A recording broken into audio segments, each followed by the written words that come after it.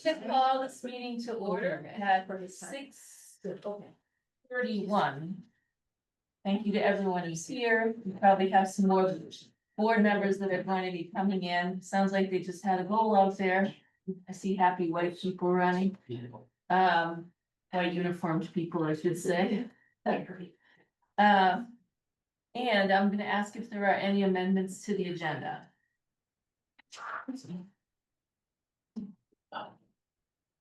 No amendments to the agenda, then I will ask right away if there's public comment from folks on Zoom or here in the audience. No public comment, so we'll move to the reports and start with the superintendent. Good evening, everyone. Just briefly, wanted to share that really focusing on work here in the district and then focusing on work at the state and federal level. Last month I talked about beginning a MVSU Life Learning Series. We are focusing on caring for aging parents. So we sent out a survey for faculty and staff around their interests. They give some topics. We're working with Carly Camel, our community care coordinator. That's a lot of hard C's in one sentence, just have to say. And so we're really excited once a month on a Tuesday or Wednesday, Tuesday afternoons at 5:30, both in person and via Zoom, discussing some very challenging topics around estate planning, creating care plans, understanding dementia, and then self-care. Many of our faculty and staff have older parents, and this is something that's really, when you're working in schools all day and then supporting an older adult, it can be very challenging. It also went on the listservs and hopefully will again. So we'll also be accessible to the community and to individuals, partners who work within our district. So that's exciting, and I'm glad that's going to be up and running. We hope to have other topics in the future that are directed by faculty and staff, but again, we can open up to a larger community. And Carla Campbell has been a great partner in this work. On the state and federal level, an issue that we have been trying to work to address, Mahmood versus Taylor, is a Supreme Court decision. Right now, we in Vermont are trying to understand how that decision impacts how we serve our students. Primarily, it talks about if there are lessons that are really specific to gender identity or sexual orientation, that parents have the opportunity to opt out. That does not mean that other materials or conversations have to stop, but we had a really interesting meeting in our first Late Start Wednesday. I created a document informed by the work of the Hartford School District around what teachers can do, what they have to be concerned about, when they would have to communicate that information to parents. It's a little challenging because the Agency of Education has come out with a direction which is contrary to yet another attorney's direction. And I spoke with our attorney last night to say, okay, let's get the right fit so we still can support all of our students and make sure that we have opportunities for parents. If they do not want to engage in that curriculum, they can. So the teachers were very supportive. We had a great conversation Wednesday morning about this topic. In addition, I had the opportunity to present the BOCES work from the Southeast Superintendents last Monday at the Vermont Redistricting Task Force. Had a great conversation there. And also through the Vermont Superintendents Association as a trustee, sharing the work of the Regional Hub Working Group to ask legislators to decouple per pupil spend for capital costs. So interesting work at both the local and state and federal level. So keeps us busy here. Questions? I think you have one. No, that's my hand. Oh. That's me. I just want to say that I thought the presentation was very well received at the task force. And I find it kind of interesting that at the next meeting on Friday up in Oxbow High School, they're going to show a Zoom map that is a BOCES map, but we only have one BOCES. So somebody's working on something. Great. That's exciting. Thank you. You're welcome. Any directors who are going to speak tonight? Jim?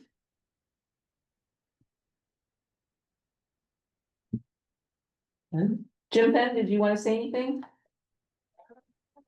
Think I should. Um, we're deep in the budget cycle, as you know. Being pulled around a lot by things like anybody who read the front page of the local paper in Woodstock saw 129% increase in water and sewer rates in Woodstock for next year. Other challenge that we're well aware of and working with Butler Bus to address is the fact that there's a statewide shortage of people with CDLs, people to drive buses, and they and all their competition don't have enough drivers to fill routes. And so when we have a driver like we have right now in Killington out for a couple of weeks, there's no depth in their team to fill it. Everybody's driving, and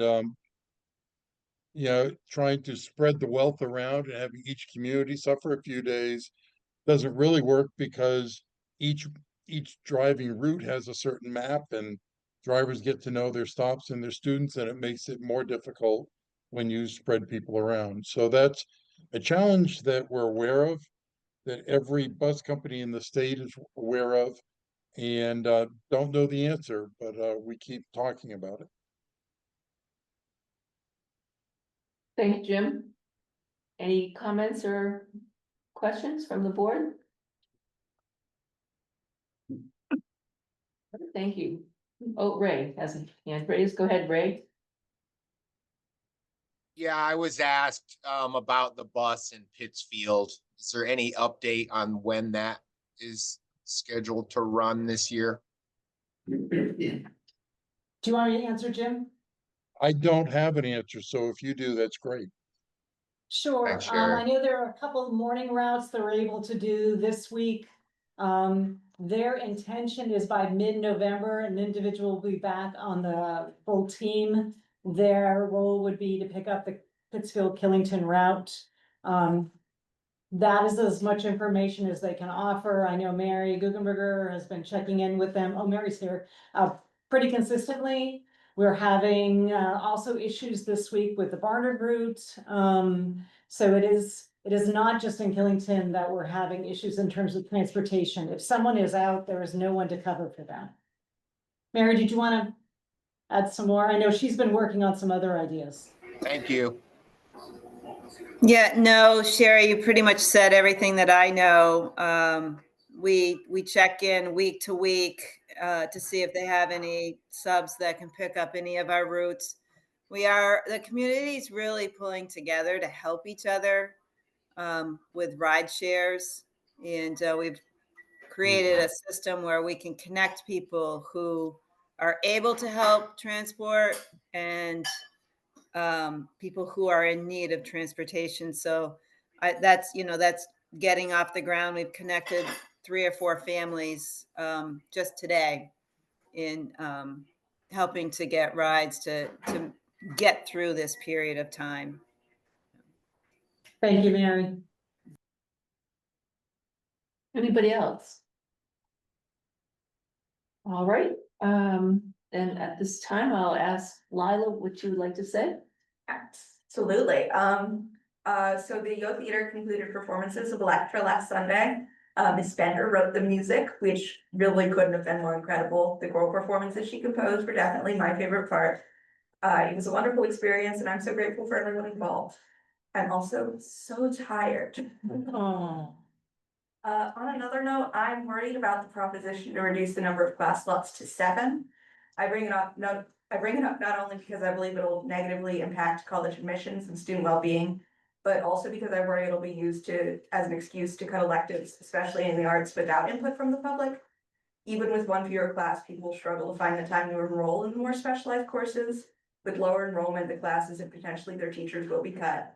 I understand that we'd like to average less study halls per student. However, the leg up our elective programs and study halls afford Woodstock students in the college admissions project process as well as life after high school shouldn't be overlooked and really can't be overstated. The most important thing to universities and trade programs is a demonstrated capacity to succeed at what you're passionate about, not that sort of statistic. So the reasons our students get into elite universities is because Woodstock allows for their discovery of unique passion. The reason many people show up to school is their passions. I really do believe that the extra time, whether it's for a study hall or an elective, is very impactful. And that's all for me. Thank you. Would you like to introduce the student who's sitting behind you? Oh, yes, this is Logan Marches. Hello. Do you have anything to say? No. We're going to be interviewing Logan for the other student seat Awesome. on the board. Tomorrow. Thank you. Attending tonight. No Ponzi schemes as far as I know. This is Great option. This is probably a short meeting, so this is probably not the best way to judge how easy or hard this job will be. All right, thank you. Gina, Well, not a question, but I just wanna say, I saw the play on opening night. And you cannot believe how outstanding this was. This is a true rendering of a Greek tragedy. Just translated into common day English. The runs of script went on for like, it felt like 10 minutes a shot. These kids remembered, there wasn't one mistake. She was terrific. She devolved into insanity flawlessly. So I just wanted to say, you know, bravo, because it's just a fabulous job. Thank you so much. Yeah. thank you. All right, then we will move into the time schedule appointments with the 25-26 opening enrollment. Brad. Okay, if I join in the picture. Oh, absolutely. Do you need me to share? I can present. Yours, you have a means. Sarah, you asked me to be here, but. Is that? Yeah, you're a couple people down on this, Okay, yes. fine.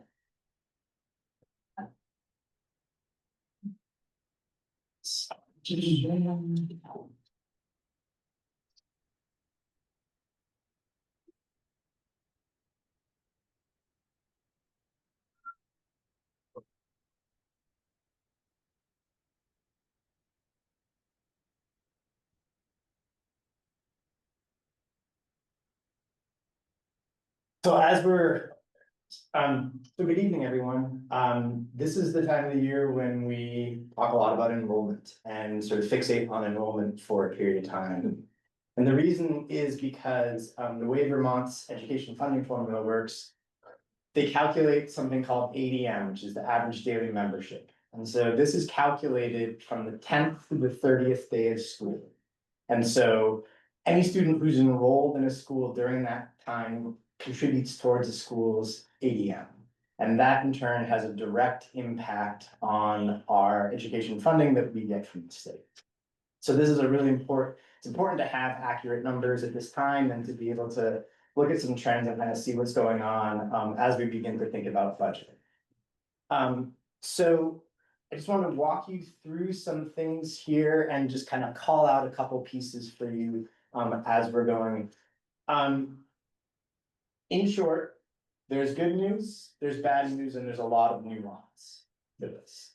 The good news is that our district total enrollment is 1,001. It's been 1,001 in September for the last 2 years. So our enrollment has been stable at a district level for the past 2 years, which is not the case with all districts in Vermont. Many districts are suffering from significantly declining enrollments.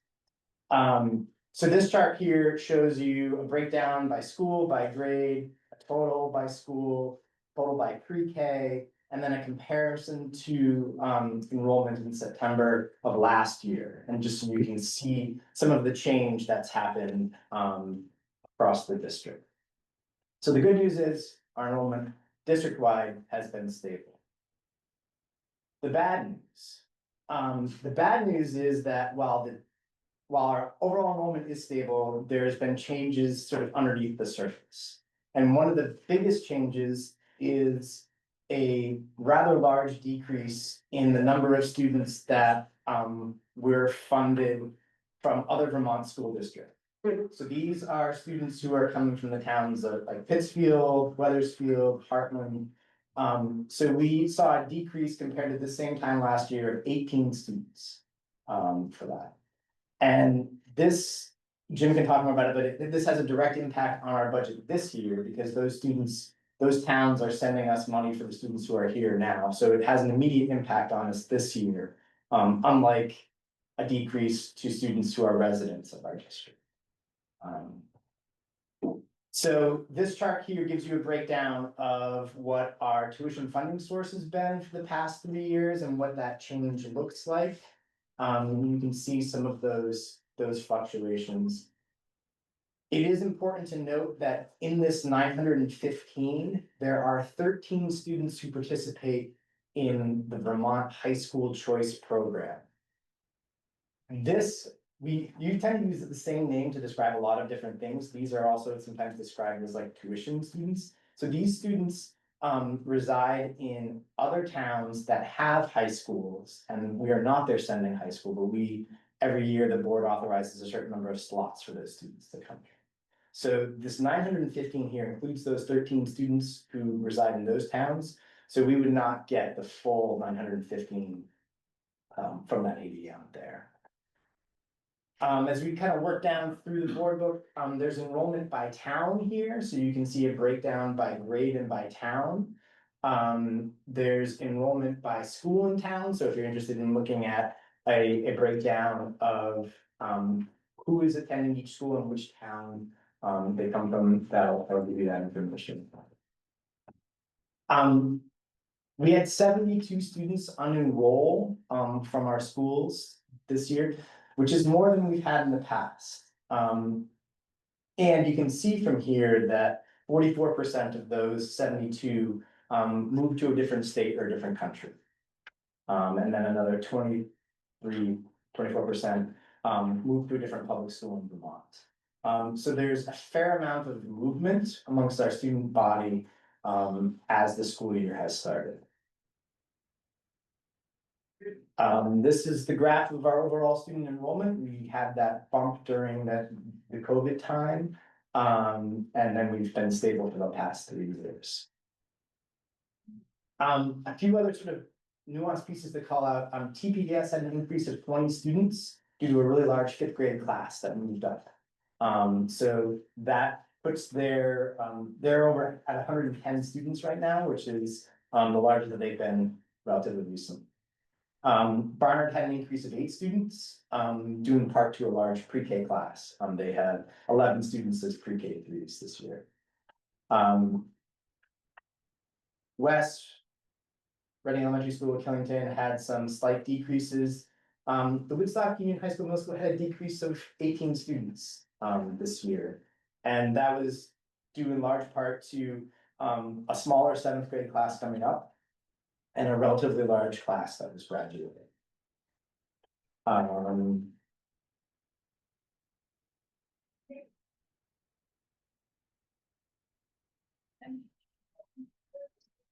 So that's a quick overview of the enrollment. Anne has a question. Go ahead, Ann. Thanks. So my question was just the reduction of 6 students from Killington. Do we know, was that kids actually leaving the school, or is that just that the pre-K was cut from 2 classrooms to 1 classroom? And so that maybe it just the fact there's only 5 pre-K 3 kids, maybe that accounts for it? It's a pretty small K3. Yeah, I don't know, Mary may be able to answer that question better, but yeah, I'm not exactly sure what where those 6 difference would come from. Yeah, I can definitely chime in. I think it's primarily because we only had 5 incoming pre-K. We have a total of 16 in our pre-K this year. We were able to accommodate everybody who was on our wait list by the end of the year. And by the beginning of the year. And we had 23 kids last year total. We had 14 kiddos move into kindergarten. So that's small. Those 3-year-olds, the 5 3-year-olds definitely have an impact on that number. And next year will be challenging too, Mary, right? You have a 6th grade class of 22. So recovering, so next year's gonna be a challenge for Killington, recovering from that large 6th grade that's been working its way through the building. Right. My best guess about pre-K for next year, just looking at the population in our area, I believe we will have about 14, about 9 incoming pre-K for next year. So there'll be a big difference there after losing 22 6th graders. Sam? Thank you, Mary. Mm-hmm. Hi, yeah, I was wondering if Ray is still in attendance and might be able to speak to if he's heard the reason why we're getting less enrollment from his town from the students there. If I can remember correctly, I feel like that's a least amount of enrolled students that I can remember from Pittsfield in recent years. Yeah, there's just less kids. You know, we've had where 10 kids moved in one summer and then 10 kids moved out the next summer, but the numbers we're dealing with are just accurate. We haven't had kids go to other schools more or anything as a statistic number. We still have most of the kids that go to Killington and then to matriculate to Woodstock. Just I less can kids. support that, Ray. Thanks. Your budget has either been stable or decreasing over the last few years because your Yeah. total enrollment has been dropping. So it's not that your students are going elsewhere in a larger quantity, it's just you have less kids. Thank you. Yeah, thank you Anybody for else? that clarification. One piece which I neglected to mention was that the enrollment in Weathersfield decreased by 8 students, due in part to a large graduating class and no new 9th graders. So the year before that, we had a number of students come from Weathersfield, and this year we didn't have any. So that also impacts those tuition students as well. Maybe our new student rep will help us in that. Awesome. Great. About how many 9th graders came, prior year? I think it was 8-ish or so. I don't have the number off the top of my head, so. Jim, did you want to say something? 2 things quickly. It was 10 last year and 12 the year before from Weathersfield, so that was a big drop. We only graduated a couple, so the change from Weathersfield wasn't huge. What really hurts though, with 18 less students and tuition paying students than we anticipated, we're going to have about a $380,000 revenue shortfall this year. And I planned on using some of our fund balance from last year, of course, next year's budget. And I think I'm going to recommend to finance that we now retain it so that we can use it to cover the shortfall in revenue this year. Thank you, Jim. Sam? Yeah, just one more thing, because I know Charlie is in attendance. I think I will say that, I think some of this unenrollment that we're seeing, this 18% going to independent Vermont schools, can be directed at the fact that our high school is in such disrepair and falling apart. And, it is a double-edged sword that we really have to educate the public that we need a new school.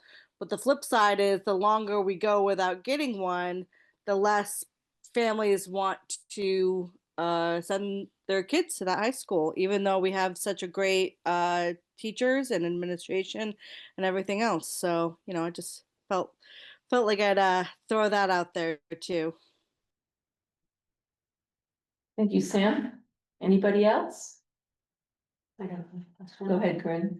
Is there any surmising about the Weathersfield piece? Whether it's just a population thing or whether there was some other option that came to them that was attractive, or losing a bus, or I know there's, you know, any other change that you guys know about that? We did change the bus route. I Yeah. think the one thing, you know, we talked about this earlier, one thing we can predict is that enrollment is unpredictable. Right. You know, we had one really strong class that were really committed to being here. There could be another team, and I mean, it really is when such small numbers and elementary schools and middle schools coming here. It's hard to predict, and I know, and Aaron's on the call, they did a lot of recruiting last year, getting materials out, sending out messaging. You know, he shared with me a very articulated plan on recruitment. And I think they worked super hard. It's really hard, and just as we look at, even with our own towns, year to year, you know, we have this big sixth grade that's gonna be entering the middle school next year from the entire. Yeah. Why? I have no idea what happened 12 years ago, 14 years ago, but it's such a, you know, a small district, any change, we feel it. It's hard. All right. Thank you. Thanks, Raf. Let's hope that there's a trend of movement again into the communities and allow this. All right, Jim and Joe have a request for us regarding moving some money around. Sure, if Jim wants to take it, if not, I will, just, brief background this summer, we constructed a playground at Barnard Academy. Barnard Rec was gonna help us out with fencing that new pre-K playground in, they've been unable to come up with sufficient funding, so we're asking to withdraw $8,370 from our capital reserve funds to cover the cost of that fence. We need to have the fence in because it's a pre-K playground. They're required by law, and we're open to utilize some of the funding that we have. What it would mean is we'd have to just push a couple of that money was earmarked for some capital improvement plan projects that we had down the line. $8,000 shouldn't be a huge impact, and we're hoping that we can get that funding. To add to what Joe said, we have $53,000 in the capital reserve fund for Barnard, so we have adequate funds. And the rec department in Barnard did raise some of the funds, but not all the funds, and they will be donating those funds towards the project, so we will not need to withdraw the full 8,000, but we'd like permission to withdraw up to 8,000 so that we can get it done and move the project forward. All right, I'm gonna ask if there's a motion to continue a discussion. I'll make a motion. Oh. Go ahead, Yeah, John. I'll make a motion that the board authorize the withdrawal of up to $8,370 from the MVSD Capital Reserve Fund for the purpose of installing a fence around the new Barnard Academy pre-K playground. Anna, would you Second. like to second that? I do Okay, second that. Thank you. Discussion, questions? Anna? I think I heard this. I just want to confirm so that everybody else is hearing this as well. This is required by the state to implant this fence for safety purposes. Is that correct, Joe and Jim? Yeah, that's correct. Received. Thank you. Anybody else? Yeah, how much did the rec department raise? I think they came up with around 5,000. Good. Anybody else? All right, I'm gonna call for the vote. All those in favor of approving this capital reserve funds expenditure in the amount of up to $8,370. Please say aye. Aye. Aye. Aye. Any opposed? All right, the motion passes. Thank you very much, everybody. And now, we're gonna have a legislative update. Alright. Sorry, guys. Sorry, not myself. And I'm gonna just apologize that it's a little later than I thought it would. I will move it up much closer. Sounds good, no problem. My name is Charlie Kimball. I'm the state rep for Woodstock, Reading, and Plymouth. All of my towns are in the school district. I was actually very happy to be here for the presentation from Raphael and see the statistics from what schools. Please note the legislature is not currently in session, so there's no active bills. There's nothing that's been introduced into the legislative session, so there's nothing officially to report on, except for the work that's going on outside of the official structure, and you've already heard from both Sherry and Carrie as to the presentation there. I did meet with a member, also Allison Clarkson and myself met with some members of the school board to talk about what is possible for different legislation, specifically decoupling the school construction from the excess spending threshold calculation. And I committed to talking to different representatives in other communities where they also had a poor facilities condition index to see what their process is and what they're doing, what they're planning on. So I've begun those discussions and have had a number of conversations. So to introduce this into the legislative session in January. So I can't tell you more than that yet, except that there is great interest. One member from Morgan, Vermont, which is pretty far north, is having a conversation with his school board tonight. And so we're having a conversation after that. And I've had conversations with the Mount Mansfield School Union or Supervisor Union, and also Randolph. So those are some things that are going on. I will say that because I represent the 3 towns that are part of this supervisor union, I'll be here at a lot of your meetings.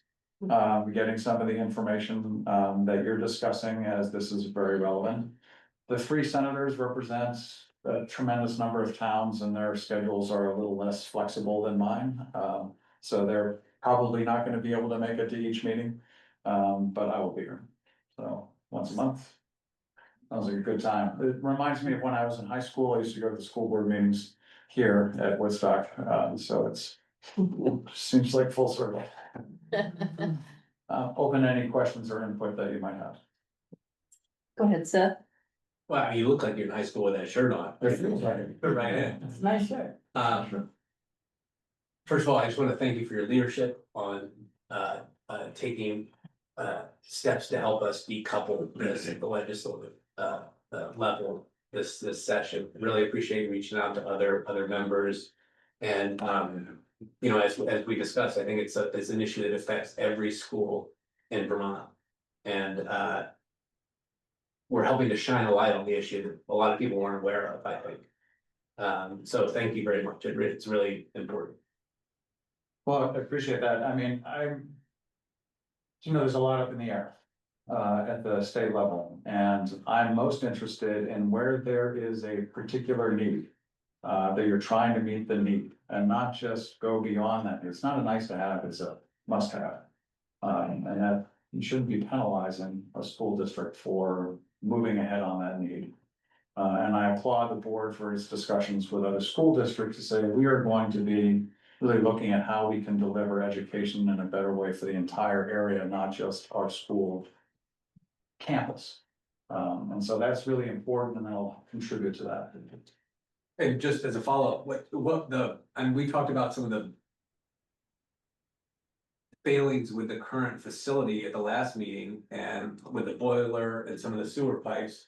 And the estimates for that would be double because of the potential penalty, right, correct? So something that would normally run about $1 million in capital repairs would cost $2 million under this current policy. So it really, it's just to put what you're doing, helping to address that problem in meaningful terms, super meaningful. And dive into the math. One of the things that I was really focused on even before the board really brought this to the fore is really looking at the eligibility of any school construction projects for state aid when it is available. To make sure that if you do start a school project before a funding source either has been identified or green lighted, that any schools that undergo that construction project before that's approved would be eligible retroactively, as long as they are also meeting the criteria that is outlined in the legislation in Act 73, and achieving other goals. So that was my initial interest, is to make sure that if there is financing available and the school did move ahead, the school district did move ahead with a new building, they'd be eligible for school construction. So that's part of the legislation that I've asked to be drafted and introduced in January. Any other questions for Charlie? Okay, very nice. Do you see those two issues as being ones that, would be tackled on, separately, or, I mean, they're obviously connected, but the issue of,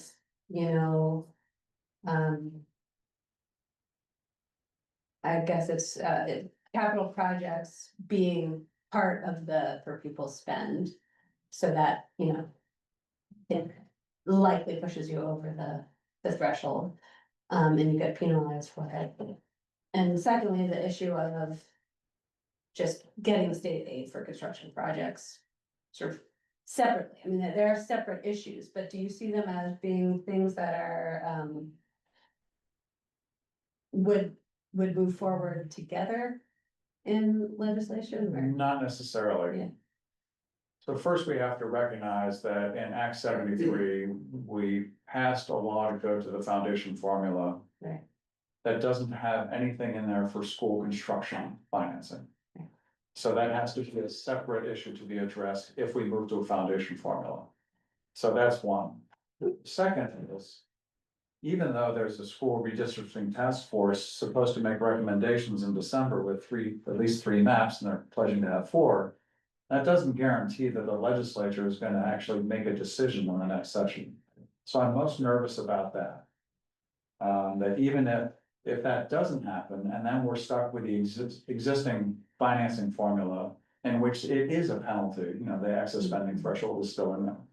So I think we have to move on at least 2 different fronts and anticipate that something could happen, something can get delayed. It's an election year next year. Maybe people don't have the political will to actually make tough decisions. And that's a reality. So I think both of those things have to be pursued. There is no identified funding source. Every meeting I go to for affordable housing or for professional development, they're all talking about, we need a dedicated funding source. And it really just doesn't exist, or you'd have to figure it out thin air. And further, when there is a dedicated funding source, the legislature is not necessarily bound to honor that. Which has been true with the property transfer tax and what is supposed to go to the Housing Conservation Board. It's traditionally not withstood, and so the legislature uses it in an area that is deemed more appropriate or necessary at the time, until last year when it's fully funded for the first time in 20 years. So anyway, so all those things are really very live issues that have to stay on top of. So, I'm so glad you brought up the capital funding. So the Act 73 talked about creating capital funding for school construction. The Agency of Education announced that the program will kick off next summer. That needs to be funded by the legislature, as you said, and whether it's going to be through the formula or a dedicated funding source. My question is, I sort of see this as an obvious and wonder if there is an appetite in the legislature, and I'm not going to put you on the spot asking if you would support it, but doubling the education property tax on second homeowners. I think it's like a reasonable, very reasonable proposal, because we have a housing crisis. We have a huge housing shortage. We need, I don't know, close to 36,000 additional year-round homes by 2029 to stabilize prices and vacancy rates. We have a huge, number 2, we have a huge, large second home footprint. About 15% of Vermont's housing stock, 50,000 dwellings are vacation homes. with 12,000 used as short-term rentals. And we know that here in, you know, places like Killington, Pittsfield, Barnard, and this whole district in Woodstock, that's especially true. So, you know, we have all these locals who need access to housing, but they're being occupied by people who aren't here, who aren't supporting our schools at an equal rate, and who have the ability to pay. And then I think number three is the reason really to consider this is that schools, you know, facilities are in crisis. Yeah, we all know that the decades-long moratorium on school funding and construction aid since I think 2007 has created a dearth, like a unbelievable backlog of construction needs for the last couple of decades. I think that the task force estimated 300 million annually for over the last in the next 20 years is needed. $6 billion. What's that? $6 billion. 6 billion, right? Okay, much more. So like, anyway, I also second homeowners don't vote, so the political ramifications should be negligible unless there is a strong lobby that is compromising. But that seems like a no-brainer. Any thoughts? And you don't have to react, but I believe that's a very feasible position. I don't think it's that black and white. There are a lot of unintended consequences whenever you pass legislation, you have to carefully consider them. So is it something that in the legislation that we passed last year creates the opportunity to have different rates? Yes. There's no sense of having a rate that's twice as high for second homeowners as there are for primary. And there are a lot of reasons for that. But, so I'm not gonna commit to supporting a tax that's double for second homeowners. But looking at it as to how can we raise sufficient funds, yes, I am committed to that, absolutely.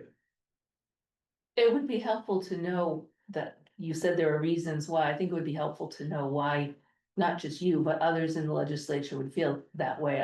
You don't need to tell us tonight, but Yeah, if you could gather some reasons, because we know other states have done this. Montana in 2025 issued a new statewide second homeowner tax. Very similar issues as Vermont. South Carolina has done a differential assessment. Nantucket does something. Rhode Island is looking at a surcharge. I mean, these are all we wouldn't be going first on this issue. I'm not making this up. Sarit? You know, there's very wealthy second homeowners who come to the cheese factory and expect like a wonderful tour and wonderful people who don't have houses to live in. So we don't have the staff at the cheese factory to support this tourism, and the people who are bringing their fancy friends to show how wonderful Vermont is. And the second homeowners, they want a way of life. They want to enjoy our way of life. And if the people who actually support this can't afford to be here, we've got a big problem. The last point I'm gonna make is I would argue that the trades I would argue that the buildings trades, you know, I think we saw when people had some disposable income during COVID and were home. They invested a lot of money in improving their properties. And I think the revenues for local trades to support local housing needs could be equal to or greater than what they're getting as second homeowners too. So that's just a suspect, but I know that, you know, because we worry about the unintended consequences, but I do think that if we were converting housing to be smaller sizes for more affordable, for more families, there could be good business in it.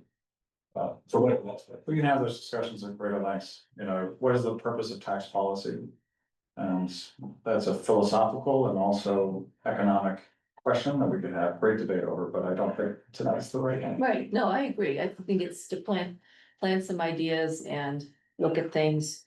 Yeah. Because we're basically in a desperate situation in this district. Yeah. For all, not just for schools, for housing, No, again, Woodstock is For not. businesses. workforce. Yeah. Yeah. So, Poor Charlie is I'm- never gonna come back. He's never gonna be the last one here, It's Ted. good, it's good to have a transparency. Yeah, Well, I thank you, Charlie, because every time I email the legislators in Windsor County, you are the first one and most often the only one who actually answers me. Oh. And I appreciate that. well, You're welcome. It's not always the answer you want. No, no. No, but you need to know all perspectives. Yeah, and I'm committed to this, the district, to the school, so, and see what's possible. But thank you. Thank you. And sometimes I might just come to listen. That's all. And you can always attend, you can always attend by Zoom. Thank you. Thank you. Karen. Thank you. Thank you. All right, we're going to turn to the next discussion for the board of supervisory unions versus supervisory districts. Corinne had spoken to me about this quite a while ago because the more rural folks in the state, and we have rural towns in our district, are having these discussions about how can geographically isolated and or sparse and or districts like us with a mix of small towns and smaller towns. How do we move forward if we're going to be in a bigger situation? So I know that Corinne has done a lot of research on this. And so I thought she's better off to lead the discussion than me, and get us discussing this. Sure, thanks. Yeah, I appreciate having this discussion and I'll just pass these out. I did send this to everybody, so folks on Zoom should have a copy. And these are just some notes from my participation in conversations. It's certainly not exhaustive of, you know, pros and cons and things like that. So I don't pretend to be the one that knows everything, and hopefully I haven't made any errors here.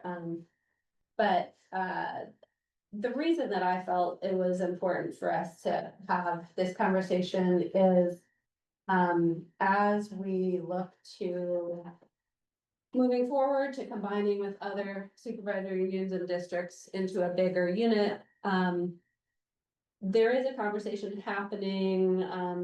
This came up for those of us, Elliot and Carrie and I can't remember if anybody else, Gina, participated in the initial conversation we had with Hartford and Windsor, Southeast. Yeah. And this question sort of came up, like, how, you know, what would be ideal if we'd be a SU or an SD? And across the state, people are kind of having this conversation and if their district has a strong feeling one way or the other, they're advocating to the redistricting task force, to their legislators. This is what we think would work best in our area. So just so that we had a chance to get to know sort of the issue a little bit better and start talking about it and thinking about it as a district. I am happy to have this time right now. So I know in August, and I wasn't here at this meeting, we spoke briefly about the difference between SDs and SUs. And sort of the history of our initial merger into Mountain Views. You know, we were left in multiple districts and now we're basically one big district, and then we do have Pittsfield. That's part of our SU, so we're not technically an SD, but we operate, you know, if we just ignore Pittsfield, sorry, Ray, for a moment, we operate as an SD in that we have one board, making decisions for sort of all of our towns, all of our schools.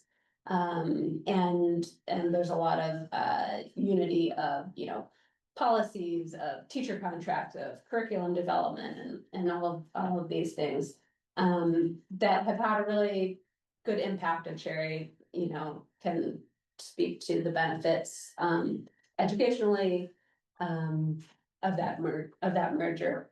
I will say, as coming from Barnard, one of the important things that as a town we wanted to do and sort of ensure in becoming a part of the larger district was that there were, you know, certain agreements and charters that we agreed on around protocols around school closures and grade reconfiguration and things like that. And once those agreements were sort of made by negotiating amongst ourselves, amongst our towns, we took the vote and we felt really confident coming into the larger district.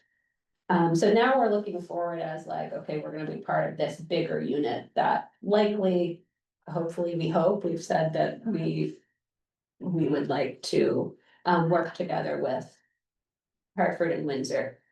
And that could be as one big supervisory district, or it could potentially be as a supervisory union with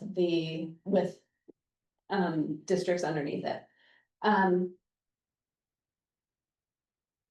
I don't know, I don't wanna take too much time and go into a lot of detail. So I will try to be just brief on my, sort of the initial, differences of what that would look like for us being an SD versus an SU in this larger unit. So if we were to merge with Windsor and Hartford, Windsor Southeast and Hartford as an SD, we all became one district, we would be one big board. Or there would be one board of, we were not sure how many members yet, because that hasn't been determined by legislation yet. But it would be one board overseeing all of the schools in that greater area. And representation on that board is at this point a little unclear. There wouldn't necessarily be representation town by town. There is a task force right now looking at voting wards. So they're gonna determine, what geographic areas get to, elect one member to that greater board, or two members, or whatever it is. But unlike the way it is now, where each of our member towns has a representative on this board, that wouldn't necessarily be guaranteed. There would be some sort of representation from a geographic area, but it might not be from Hillington or Reading or that's it. There will be some sort of charter that sort of describes how the district, I guess I don't know exactly what it describes, how it's run and organized. Kind of like the Articles of Agreement that sort of founded how we came together. But it's unclear what that would look like exactly, and whether we would as member towns or districts be able to add our sort of locally developed detail to that, or whether it would just be a sort of standardized charter statewide. But all existing school boards would be dissolved, and all any existing articles and agreements would be dissolved. So so this is just governance structure, and this is it would be simple and streamlined. So it'd be one set of decisions, one board. Cons to this was that individual towns might lose representation. Protections that we have right now around sort of procedures around school closures won't be there. At least the ones that we have right now won't be there.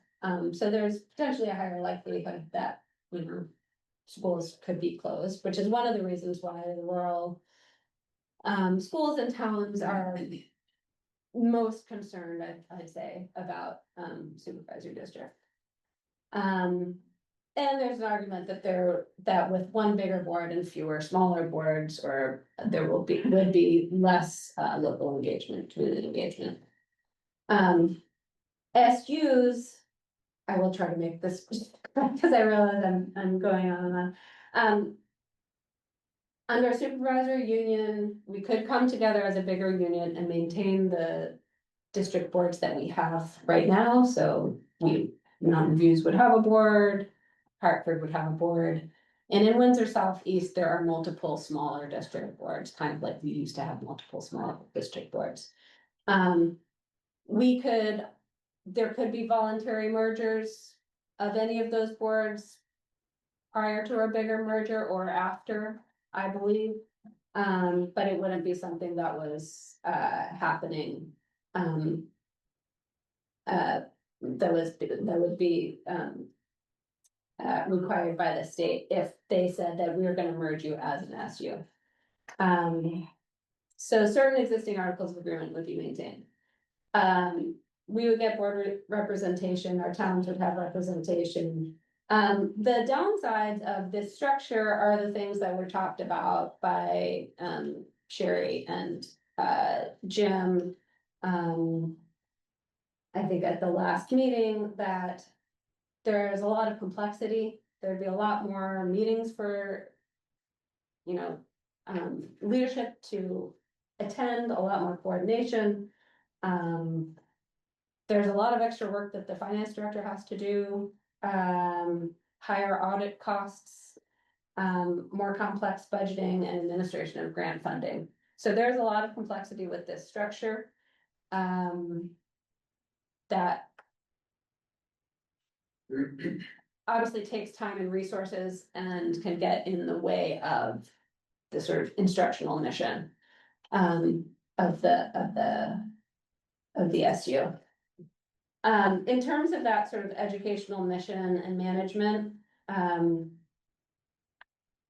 supervisory districts will have one single set of teacher contracts, CBAs, professional development plans, systems of teacher accountability, curriculum coordination, instruction and assessment would be done the same across all of the schools. So that is, that allows for, I would say, a lot more, the system would be higher functioning, and so potentially there could be, sort of faster educational growth or improvement across all of the schools.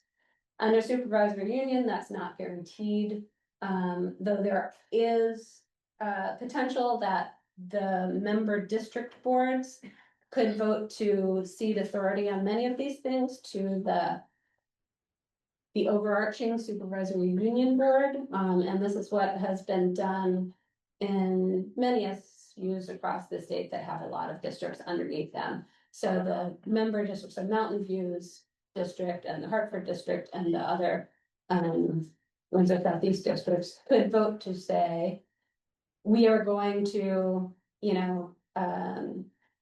sort of cede the authority over setting educational goals or curriculum and calendars and, systems of teacher accountability and things like that to the SU level and the SU board.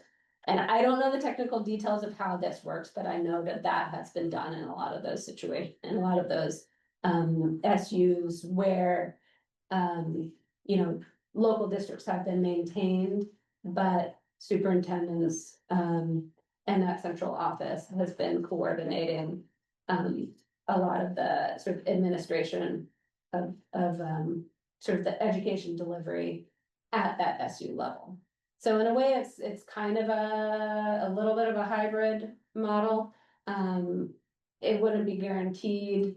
I think the districts in statute, the districts themselves have authority over many of these things, and so they would have to, cede that authority in one way or the other to the SU board. I'm gonna stop there, and that's all I have in terms of just like one layer of issues and things to think about around SD or SU for us. And again, the only reason why I think that it's important for us to talk about it is that there are folks who are trying to make decisions about things on the more local regional level, or come to agreements on things at that level so that they can say, this is what we want to the state. And then if we did that, and if we had agreement across our 3 SUs, we could just communicate that more to these task force and to our legislators and say, this is what would be best for our region. But if we don't have the conversations, and also when Carrie and I or whoever goes to those regional meetings with Hartford and Windsor Southeast, we want to be able to represent just sort of the thoughts and concerns of our board to them as well. Okay, Brian. I think you did great. I heard hundreds of people cheering the entire time, so. Great. Thanks, Brian. That's all. Any questions, comments, thoughts? From the board? Anna, Corinne, amazing as always. Thank you so much for the effort and investment that you put into this topic.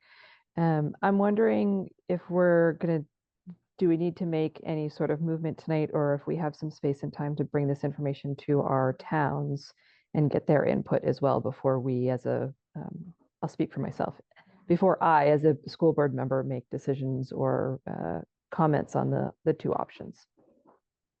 Yeah, no, I don't think there's any goal of any decision or something coming out of this tonight. It's I think it is something that as board members, we should talk to as many people in our towns as possible about these issues and see the people.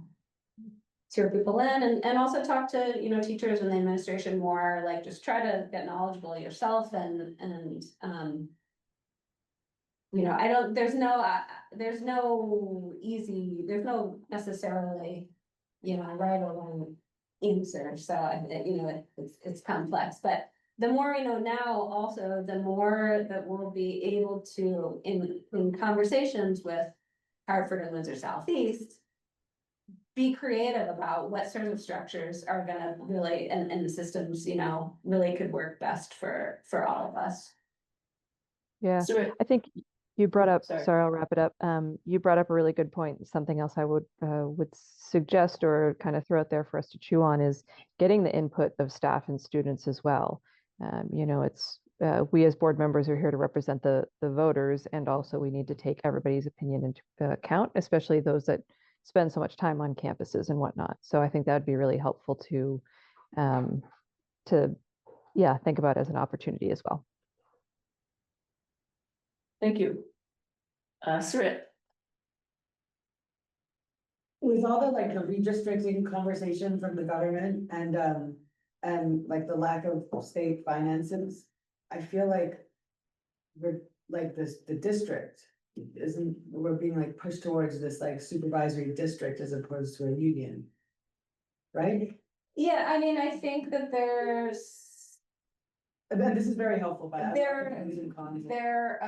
task force has to, the law says that of the 3 or more maps that they bring to the legislature in January, at least one has to include supervisory union structures. And that was the result of advocacy by the Ross Police Community Alliance and others, including some superintendents in the state, and going to the ed committees and Senate and House ed committees saying why they thought SUs were important in certain areas of the state. So they do have to have a map. So this task force has to have a map that includes the supervisory union structures. And where it goes from there, I mean, I think you're right that there's a story that bigger is better, and that, maybe a deeper kind of consolidation might allow for more financial savings. That hasn't necessarily been borne out in data that I've seen in our state. What concerns me more, or what the piece that I am, want to learn more about, is sort of the educational piece, educational delivery. That's where I think that some of that streamlining really can allow some of the districts that are now really small to be able to be strengthened and have more support. But I also think that might be able to happen within an SU. I mean, I'm putting sort of my thoughts on the table about that. And then there's the sort of, you know, democratic representation piece where I think, you know, SUs, clearly have, I think, more benefits in terms of a connection to the voters and in communities town by town. You know, and we want to think of ourselves as like, oh, we're, you know, Mountain Views is one big community, and we are for sure. But when it gets to a certain size, it's harder to find those, you know, sort of ties of affinity, and identity. And so having, you know, feeling like your town or, you know, your area has representation on the board is important to some. Especially when you have a community school and it means a lot to you. But there's other pieces of the legislation that's gonna affect whether or not, you know, particular schools continue, and there's guidelines now around class size and all these various things that there's gonna be pressures on multiple levels. But what an SU structure does is it allows a stronger guarantee that your town will have a voice on a board, on the board that is making decisions around those things. Thank you. Anybody else?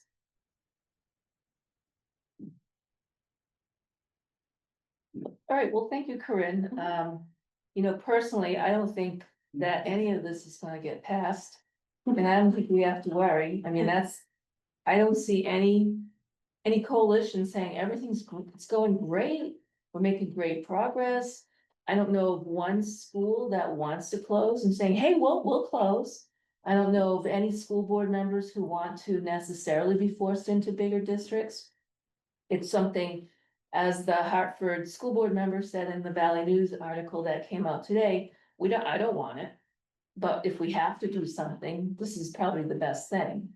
And I think that's how most school people, parents, administrators, teachers approach this, like, we don't want to do this. So I don't know, I just think, having been through Act 46 and all it took, now they're talking about triple or quadruple the size of some areas. I don't see it happening easily. So I don't know that anything that they're saying, you know, it could be this, it could be that. There's nothing here that's concrete, not for the supervisory districts nor the unions. At this point, everything's on the table and there's nothing firm yet. So I mean, I don't think we're in any place to make decisions tonight. Sherry? I just want to throw this out, and I think it's really important, the Boston Globe article that came out over the weekend. I mean, Vermont's test scores are at the same level as Mississippi. I mean, we have a serious issue in the state of Vermont in terms of equity of academic outcomes for students, whether it's our state test scores, whether it's how students see themselves in the youth risk behavior survey data. If you don't live in Mountain Views, you are not receiving the kind of education you deserve as a child of Vermont. I'm very proud of the work we've done, as Carrie and I have been in this district for a lot of years. I know that I could not, we as the educators and leaders could not have achieved the kind of student outcomes that we have had if we had not merged and done those 25 3-hour meetings. It was hard work. Corinne was part of it. I was part, really hard work. But what I can say is I can look to our students and say, it's because of that hard work of those adults who came in that room, all those meetings, and made some really hard choices and had faith in each other, that we now can be so proud about what our students' experiences at our elementary, middle, and high school. And I think what is really hard as a superintendent, and I'm at the end of my career, is to know that there are towns around us where children do not have that quality education. We have to do something different. We have to do it for our students and not for the adults. I worry greatly. I just spent another day in Montpelier about how decisions are made for adults and are not being made for our children. And that's really hard as a superintendent. I think the number of 4,000 to 8,000 is ludicrous. It is not research-based. I know the Superintendent's Association is saying, why do we have to choose a number? And if we have to choose a number based on research, and there's a lot of really good current research about numbers, So I too am uncertain about what's going to happen with 73. What I am certain is that our children in Vermont are not receiving the education they should receive. And we can say that strongly, and we should, because our students are. The scores that we have, the experiences our students are able to have, give us the responsibility to speak to the other students who don't have that opportunity. Those scores are not just something to be proud of, they mean that we have to speak louder and more clearly about what our students deserve. And that we need to make decisions for students and not for adults. That's all I'm gonna say. Sarah, can I just, to clarify what, because our district merged into a supervisory district, this is so you're speaking in favor of the supervisory district model? I am, both as a previous 7th grade teacher, as well as a SPED director and superintendent. I know the Like experience. streamlining it and bringing as many kids into the same educational program. That we were able to have a consistent curriculum across the district, that we have the same level of professional development, that all our teachers have the same contract. When we didn't have the same contract, we couldn't move people without change.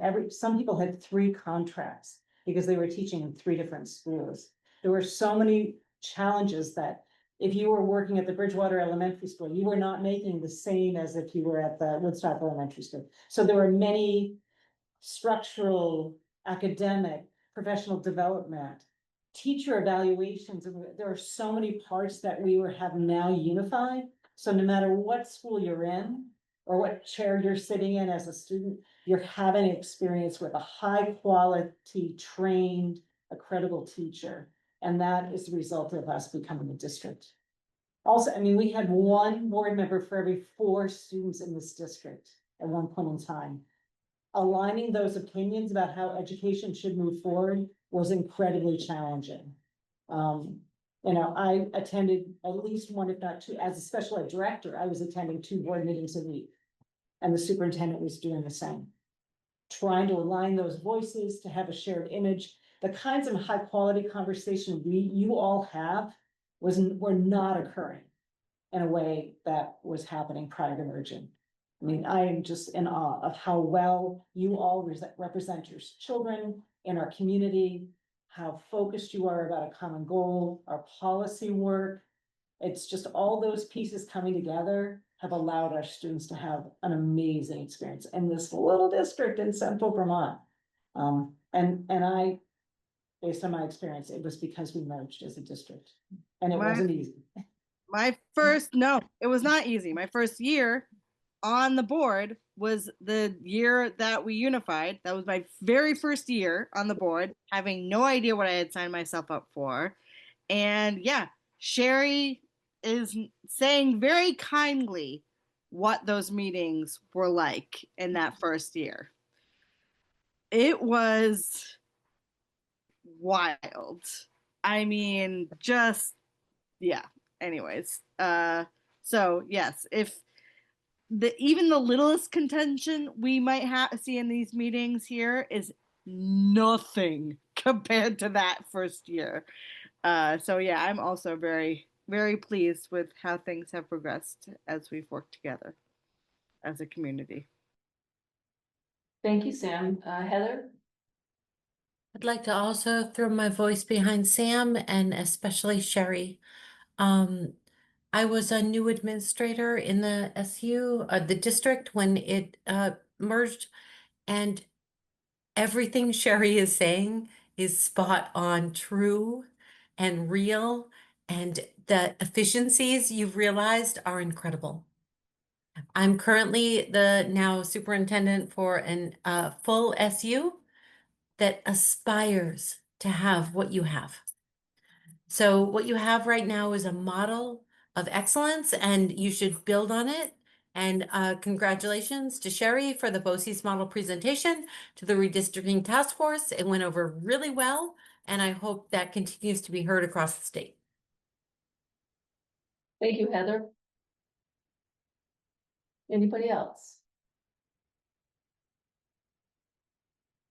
All right, well, thank you, Corinne, for the work you did and the voice that you bring for many years here, every month. Thank you. All right, we have some committee updates, starting with an exciting list of policies from Elliot.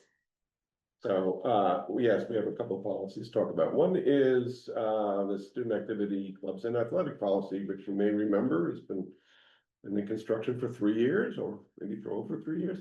And you've seen a couple, I guess, a couple of iterations of it.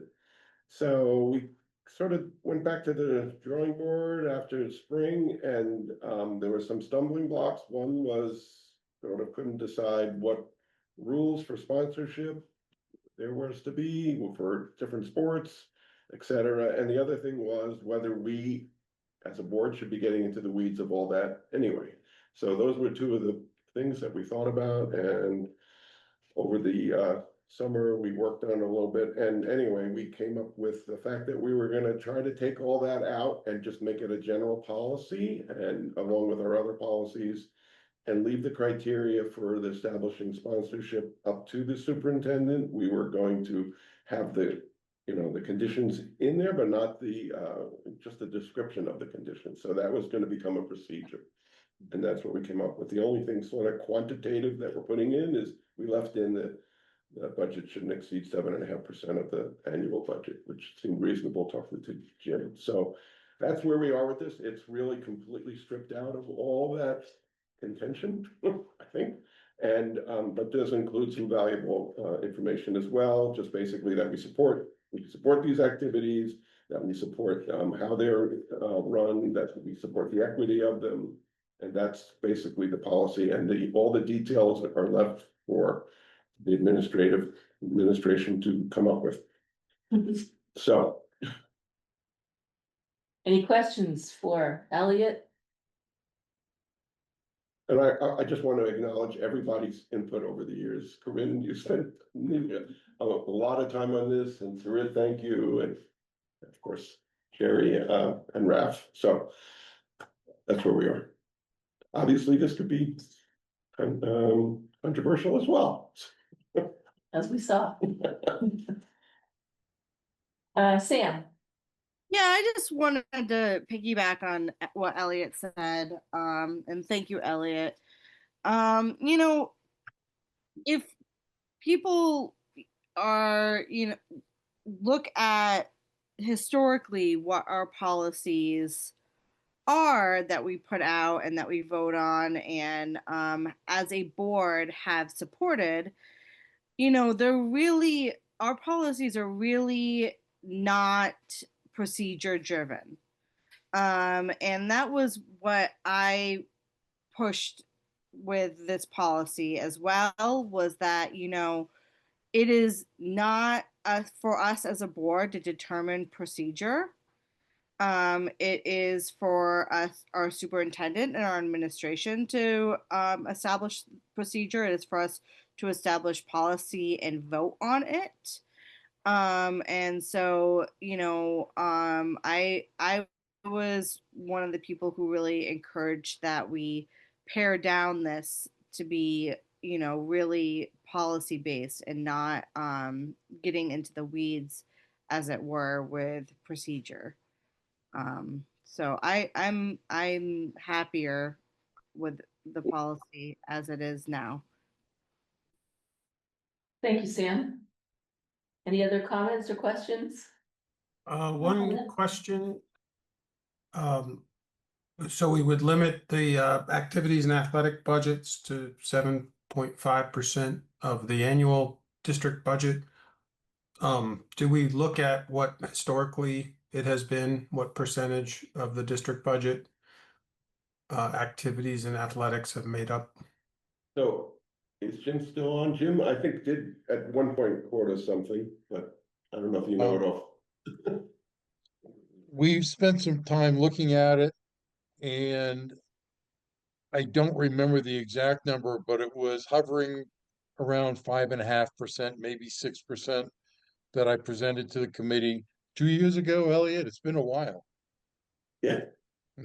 Yeah, we've asked the question a couple of times, and this was, yeah, it wasn't close to what the 7.5. So there was some room for growth still. And I think we were at 6% when we factored in the money for the the equity money that we put towards this program a year ago. So we still had room to grow once we put that in. Thank you, Jim. Anybody else?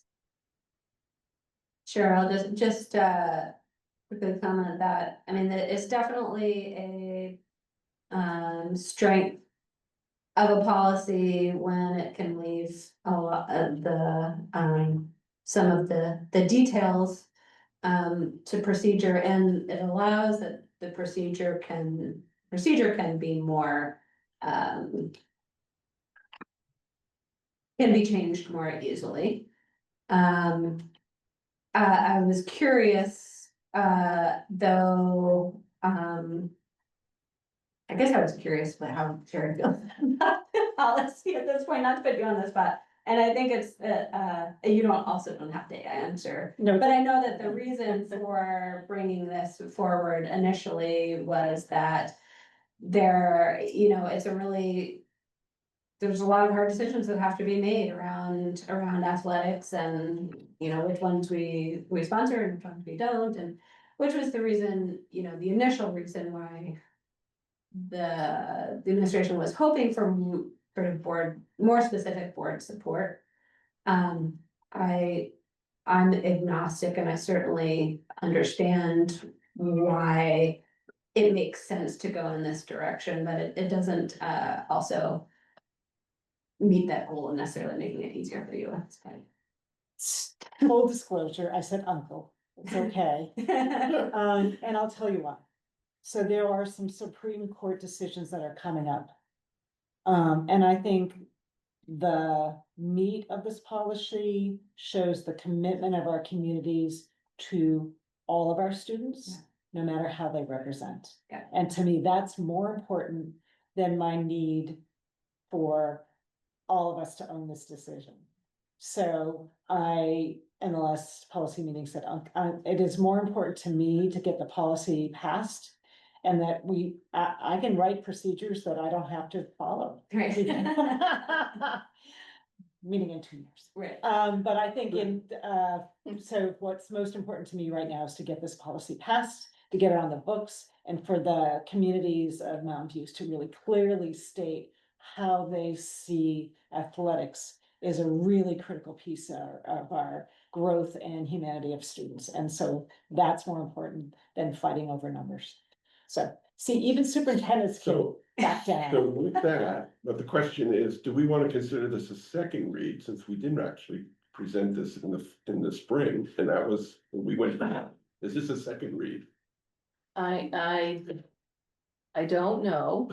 Who can we ask? Raina, she's not here. I mean, is it so, I guess we can stay with where we are, but I think we're safe to wait yeah, in let's leave it November. alone so that we're not pushing it. Okay. So All right, the ask is for it to be passed, to become a second read in November. I'll move to pass this policy to be brought in November for a second read. I'll second. All those in favor, please say aye. Aye. Or wave your Zoom hand. Aye. That's fine. Any opposed? All right, it has passed, and I'm sorry, Matt, that I skipped over you for finance, but Elliot has a couple more quick ones, I think they would, and then we'll go to finance. Okay. So, yeah, so the next three, actually, even though we did last time present them separately, I would like to bring them up together if we can for a vote, unless somebody wants to break them out. But you can bring it to me. So if you remember the D2 is really just a wording, it's to add the word course, and it was basically to clarify the policy involving retention, promotion, acceleration of students. The next one, behavioral threat assessment, was just a proactive approach to threats and the management, and basically we're already doing this. And the third one was sort of about library materials, and just an update from the one we passed last November, which the changes had to do with lowering the age of confidentiality for library access, and delineation of reasons why you cannot remove library materials. And we also added our prior act or something from a prior policy on access. So if that's okay with you, I would just move all three of them for a basically this is a second reading, so it would be for adoption at the next meeting in November. All right, would somebody like to make that motion? Gina, thank you. Is there a second? I'll second. John seconded, thank you. All those in favor of moving these to a vote in the next meeting, please say aye. I Any opposed? All right, those pass. Thank you, Elliot. And now we'll go back to the Finance Committee, please. All right, so a few things came up at our committee meeting. The first was how to finance repairs to the sewer line, and we supported the recommendation to go out for a bond for those repairs. So that would not be in the district budget, but would be separately financed. We don't have a firm number yet, at least we didn't at the time of our committee meeting. But there were discussions underway with contractors. Shortly after our meeting, there were some issues firing up one of the boilers in the school. The middle school, high school building has two boilers. One is 67 years old. I think it was installed in the 1950s. Had a 25-year life, so it's or 12-year life at the time or something. But the boilers had issues every year, and we're throwing money at it, kind of throwing good money after bad, as they say. And it's gotten to the point where Joe recommends replacing the boilers in the high school. That's work that could be done next summer. We didn't talk about it, but I imagine that would also go into the bond. Jim, is that what you would all recommend? Agreed. Okay, makes a lot of sense. And there was a silver lining, if you can call it that. If we build a new school, the new boilers could be repurposed in other buildings. So Wes is overdue for a boiler as well. It's not as urgent. But you could see a scenario where if we build a new building, one of the new boilers in the high school could go over to Wes. So that was an issue we talked about. We talked about paying for the fence at Barnard through the surplus reserves, and I think you all heard tonight that we voted in favor of that. And then we got into a discussion of the fiscal 27 budget. We recommended sort of a placeholder increase for non-union wages. And we went through sort of some concepts around what could the penalty phase look like this year. And Jim put in the notes for tonight a good summary of what we've learned so far. I think the recommendation from our committee so far, and I think what you're hearing from others, is we'd like to keep programs in place. We'd like to keep teachers in place. We would rather not go cutting like we did last year if possible. But we wouldn't be adding new programs and new teachers, as we know that we will most likely find ourselves in penalty phase. And if you read Jim's note this evening, I think the issue is that the per pupil spending at the threshold amount, only went up 2.5% compared to last year. But most of our expenses have gone up much, much faster than that. 12% for health care. General inflation we saw to be higher than 2.5, like 3.3%. We're also seeing impacts from tariffs. And wages in general are like 3.5% to 8%, depending on the contracts in which they're negotiated. So in any event, we can't really give you the exact amount over threshold today because we don't have our LTW ADM. But when we used last year's LTW ADM, but this year's projected threshold, we were almost 2 million over, is by my calculation. But that's still very, very early stage. We just the district budget is still being worked on. The principals need to contribute what their needs are. So more to come, but we won't have that long-term weighted average daily member until November. So with that, I think that was the extent of our committee updates. Any questions?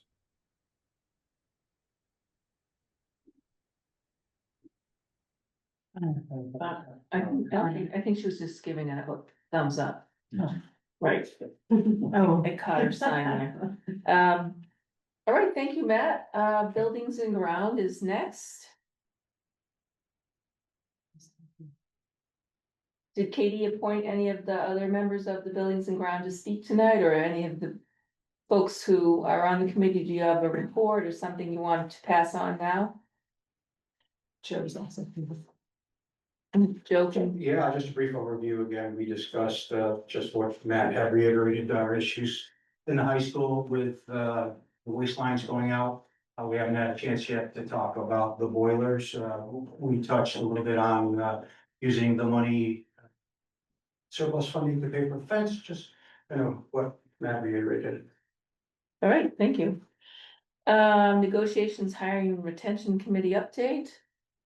The CBA with the support staff was voted on by the staff and ratified and signed and is now done, which is great. That's the only update. All right, working group updates. Seth, do you have a report? Sure. Not sick in the past. It came from a guy named Elliot who's 7. But not you. A couple of things. One, following the appointment of the board last time, we have a very diverse group from all of the towns in the district now participating on the regional hub building working group. It's a nice cross section of students, teachers, alumni, educators, folks in finance and facilities and construction and communications, and it was a really impressive group to see here. It was really encouraged by that, and the idea of having people who can make connections in their community and be informed and this be a decentralized effort is really our goal. To that point, one person who came a little late after our last board meeting is named Mikkel Forstever. He's a parent from Killington Elementary School. He grew up in Vermont, raising 2 children here. He has requested to join the group as the Killington representative. He's terrific, and I'm hoping that the board can make a motion to appoint him tonight. As well to supplement our initial appointments because we didn't have a Killington rep. So I'll pause to let the board consider that request. Can you just say his name one more time? Sort of. Mikkel Forsthuber. Yes, it's a difficult last name. I think it's Huber, but Huber. Maybe Ann knows. Yeah, Pronounce it for us. Maybe Mary knows. It's Mikkel Forsthuber. You were right. See, rolls off. Carrie, yeah. Would someone like to make a motion to appoint him to the working group? I'll make that motion. Thank you, Ann. And is there a second? I'll second it.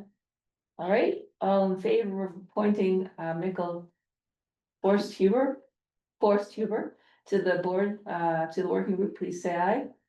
Aye. Aye. Any opposed? All right, thank you very much. Thank you.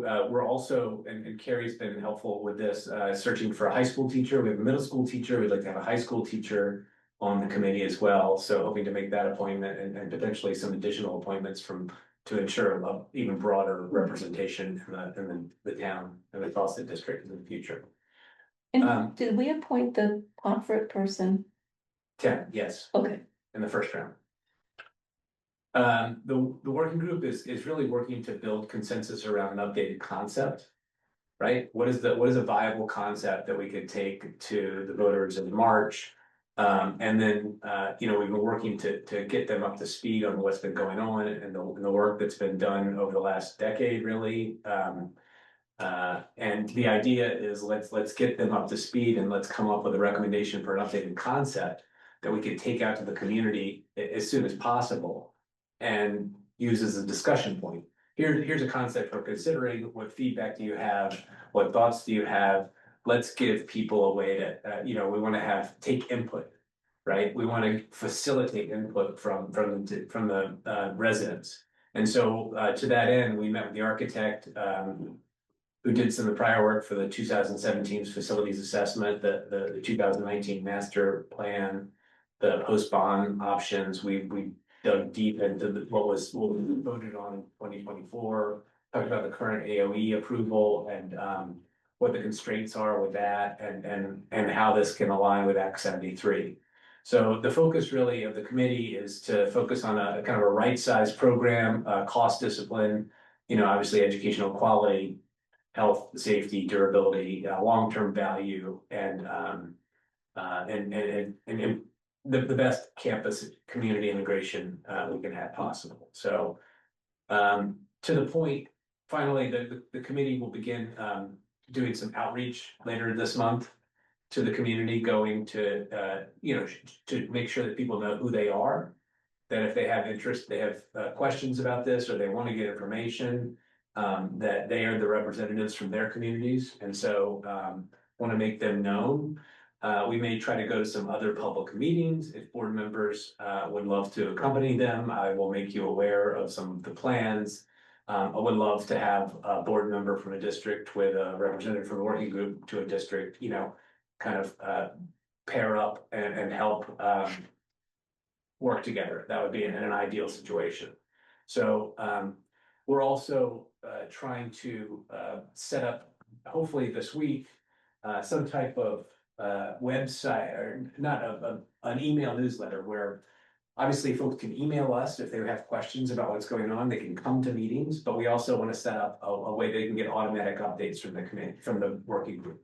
And I'm working with the team here at the district to figure out if that's a constant contact or something, so we can send out regular updates. But I want to make sure that there's two-way communication and access. So those are some of the things that we're really focused on right now. Any questions? Gina?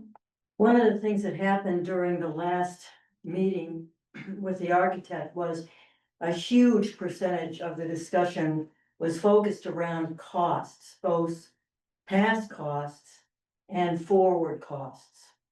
This gentleman spent the better part of an hour doing that and discussing how the building had expanded in cost, retracted, changed. On recording publicly, this man said the cost of the construction was going to increase by 4% every single year, had been. On the recording, he cites the current cost of building the building for 600 students at $114 to $116 million, excuse me. And that is on a recording that we are going to have to deal with now. And I'm just stating it because I'm recommending, as the chairman of the communications committee, that the release reflect this rather than duck it. Because I think we're gonna have to come and answer this down the line. And by taking that news on, it fits with our current messaging of we can't wait, which is the piece that you did. The pressures, it addresses the pressures faced statewide by all SUs and SDs. 4% a year cost growth. It's a chance to articulate the importance of accessing state dollars in time. One of the messages of the bill committee is first in line.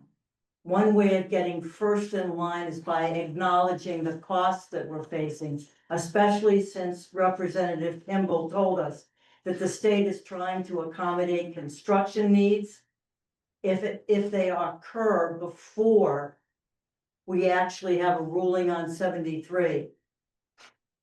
We're talking about state matches that will be worth less every year that goes by unless those matches are increased. It, like I said, it's consistent with first in line strategy. I also question whether listing members on the front of a release doesn't unfairly compare some people with professional qualifications and others that don't have them. So basically, I think we're gonna have to pay public attention to that recording. We're not gonna be able to duck it. We're not gonna be able to avoid it. I think I would say a couple of things about that. One, there was an architect who attended the meeting and presented some initial unvalidated cost estimates for a building, and I believe that the cost he was talking about was a size for approximately 750 students. And these cost estimates, one, are subject to validation. They have not been bid out. Those are back of the envelope. Some people would call them WAG estimates, wild guesses. It's informed guesses. And they're going to require more review in terms of what could be considered. What I would say is inflation is increasing, as we all know. Costs are going up. The building costs have 100% increased. Nobody is denying that. I think what we're hoping to do is if the state construction fund, since it's scheduled to be launched, any kind of proposal that would go in front of the community would be contingent on receiving a 20 or more % match of those costs.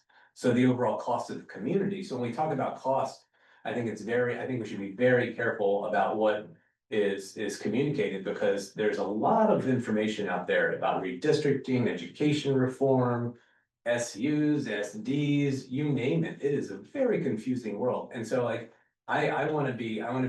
agree that we need to be very, very clear. And that's why I want to make sure that before we and I'm not shying away from any of the conversation that had, but I think it has to be taken in consideration of how the working group and how I think the board would want to consider those numbers, which is, we want to if we want to take advantage of state funding, and the state has launched a program that says 20%, any project would be a minimum of 20% with opportunities to fund up to 30%, potentially more. We should make that as part of the discussion so that everybody has the full facts. So my only objection was to say, before we go running out with numbers, let's make sure we're talking about how those numbers, I think we have to tell the whole story, right? And that's what a press release does. It issues a statement about what happened and then draws interviews so people have a chance to explain. But you can't pretend that conversation did not happen the other night. There is a TV recording Nobody is pretending. Okay, well, then we're gonna put it in the release, announce it. Nobody is pretending. But there's a way, excuse me, there's a way of also presenting the information without like running with it. Anybody can access the information, anybody can access this, but it was, like Seth said, at the back of the envelope, it's not substantiated. Who knows what happens when in the course of this, because who knows what other architects get involved, who knows what, you know, there's a lot of moving parts, and I think that before freaking out the community with a huge price tag and turning everybody off right from the jump with like reader fatigue, I think that we need some more finesse and nuance in presenting press releases to the community. Disagree. Hey, What happens is you have minutes like that and you introduce the topic, but then you get interviews where someone who is expert in like in Seth's position or otherwise to address the fact that this represents one estimate and here's the other circumstances. But you cannot have something like that come up as the main focus of an entire meeting and not bring it to the public's attention. So I think this is a discussion that the two committees, working groups should have among the communications committee and the working group for the new bill, because I don't think that's a discussion we want to have tonight. There's a lot of things at stake here is regarding, you know, how many people are going to have this conversation. So that would be my preference, that we leave this alone for tonight and work out a meeting time of the critical members of both teams to come together and talk it through. Agreed, as long as we recognize that the content appeared in a recording. Yeah. Thanks, that's all I wanted to say. Matt, did you want to say something? oh, I was just gonna say, I think you could express that construction costs are going up and every year we wait, you know, our purchasing power goes down if the state's only gonna give 20%. I think that's all, you know, effective, persuasive communication, but you know, this board worked with the architects over a period of like 8 years, and you know, we paid a lot of money to get very accurate estimates of what it would cost to build the new school, and we were extremely careful not to put numbers out in the public domain unless we had it backed up by those estimates that included going out for an RFP for contractors where we awarded a construction manager and then they were asked to put together an actual bid estimate for the building. So, you know, I would go so far as to like want to pass a motion that any working group or communications group should not be putting a new price tag on this building without a full like presentation to the board by the architect of the details and scope of that building. When we went down to the very, very specifics of what materials were going to be used. So I would not be comfortable with throwing out a number that the new building with this capacity is going to be 100 and whatever you said, 116 million. That's just not a number that anyone on this board has had the ability to look at and vet. And again, I think we spent almost $1.6 million designing a building and getting a firm cost estimate before we were willing to give out that number. So I don't support the idea of putting out a number that somebody just threw up in the air. Gina? Right. Then Ryan. I would agree with you if it hadn't already gone out. In other words, the decision was made to have this architect appear in public. I couldn't agree with you more. And I agree with you. It's what we're talking about is taking this on because it's never smart. Once you've decided to present a subject matter expert, which is what happened. This guy was presented as a subject matter expert. And it's already being referenced on TV channels. And it's something that I'm trying to deal with, not that I don't agree with you, but I think when you try to ignore something that's happened, this gentleman was put up as a subject matter expert. So all I'm. Was he I'm our letting the architect? board- Was it our guy from, that we It hired? was, yeah, yes, and so all I'm saying, ladies and gentlemen, is I'm trying to alert you to the fact that this number's out there. And that we'll do our best not to have it go so much further. But one way of doing it is just to diffuse it up front. And I'm not sure I would have mentioned it if you hadn't mentioned, Seth, other portions of your meeting that I think were less salient than this report. And all I'm saying is your communications person is I'm raising a flag, not because I'm saying the numbers should be disseminated. In fact, I agree with you, but in fact, they already have been. That I'm just trying to deal with it, and I'm raising a red flag, and I think Carrie's absolutely right. We can take care of it outside. But this, I find this a real problem. And so I agree with you. And we're just gonna have to deal with it.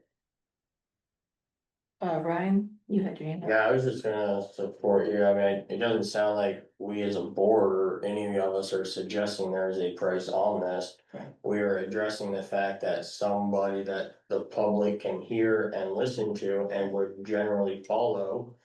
Has put a number out there and we want to explain it or acknowledge it.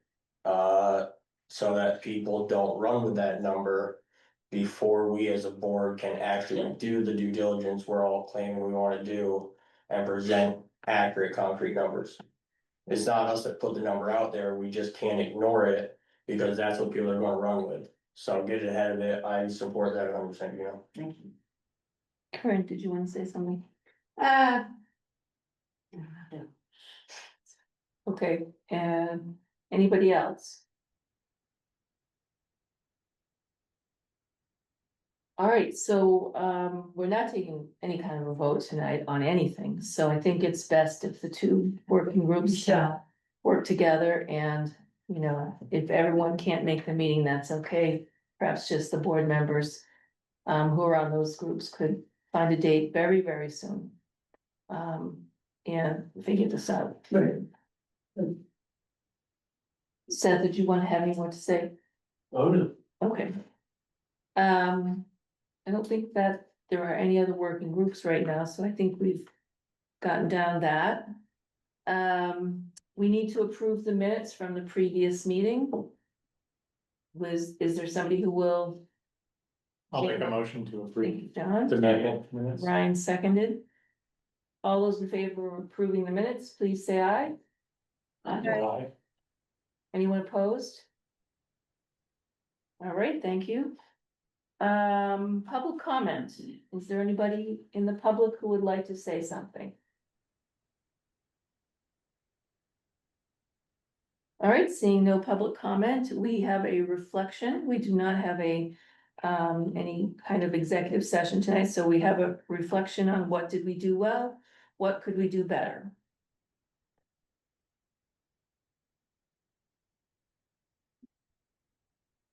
Fantastic.